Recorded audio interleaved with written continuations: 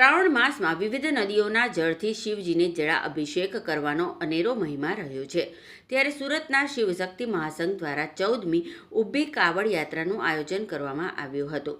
શિવશક્તિ મહાસંઘના 114 જેટલા કાવડ યાત્રીઓ ભરૂચના જાડેશ્વર ખાતે આવેલ નીલકંઠેશ્વર મહાદેવ ખાતે આવી કાવડના કળશમાં પાવન સલીલા માં નર્મદાનું પવિત્ર જળ ભરીને હર હર મહાદેવના જયઘોષ સાથે પરત પગપાળા સુરત રવાના થયા હતા। આ શ્રદ્ધાળુઓ દર વર્ષે નિયમિતપણે નર્મદા નદીનું પવિત્ર જળ કાવડમાં લઈ સુરત પરત ફરે છે।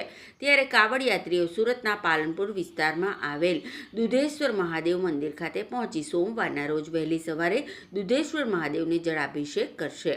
શ્રાવણ માસમાં શિવજીની કૃપા દ્રષ્ટિ મેળવવા માટે કાવડ યાત્રીઓ પવિત્ર નર્મદા નદીના જળ લઈ શ્રાવણ માસના દર સોમવારે શિવજીને જળાભિષેક કરાવવા માટે નર્મદાના જળ લઈ કાવડ યાત્રા કરી શિવજીને जलाभिषेक કરી ધન્યता अनुभवता होवानी मान्यताओं रही है। हमारे 105 कावड़ है।